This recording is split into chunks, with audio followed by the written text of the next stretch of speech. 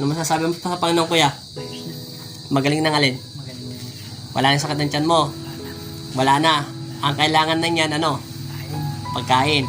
Kanino ka magpapasalamat?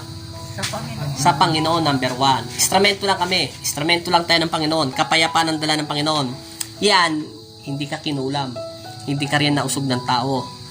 Yan, nakausog lang sa'yo, maitim na lalaki lang. Pero maliit lang siya, mga kalahati lang siya ng katawan mo. Pero napakaitim niya talaga. Hindi ko na po siya kinuha ng video kasi nausog lang po siya. Pero nagulat siya, biglang nawala. Okay na po. Magaling na. Tumalon nga ulit kayo, baka ayaw nyo lang. Kanina, paano kayo naglakad kanina rito? Umpisa kasi nandun ako. Dito kayo lumapit tayo. Anong pangalan nyo? Ricardo. Oh, yung kanina nakita ko, yuko-yuko pa yan eh. Tapos yung pa niya, yan, ganyan. Ganyan po yan pumunta kasi meron po akong ginagamot kaya hindi ko po siya nakuha na masyado ng video. Kaya pagkatapos na po siya gamutin ng Diyos, hindi ko na po siya kinuha na kasi nausog lang po siya na ng laman lupa. Ngayon tumalong kayo, wala na. Sigurado. Wala na. Baka nag-inarte lang kayo ah. Wala na. Kanina si tatay, mukha niya parang hindi mapintang drawing eh. Okay na po, salamat ha. Lagi po kayo magdasal ha. God bless Hello po. po, Thank you. magandang gabi po ulit. Ay, may pupos po ako.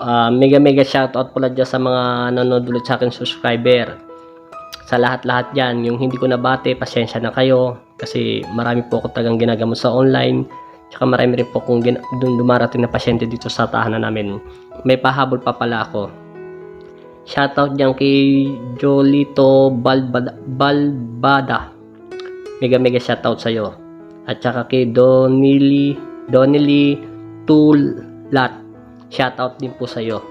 At mega shoutout diyan sa Iloilong nanonood pala sa akin. Maraming salamat po sa inyong lahat. Sana dumami pa rin ng nagpapagamot para makapagpagawa ko rin ng maayos sa altar at tuloy-tuloy na po. At matapos na rin po ang coronavirus sa buong mundo. At maraming salamat po sa lahat. Sa lahat po. God bless all po sa ating lahat. Maraming salamat po.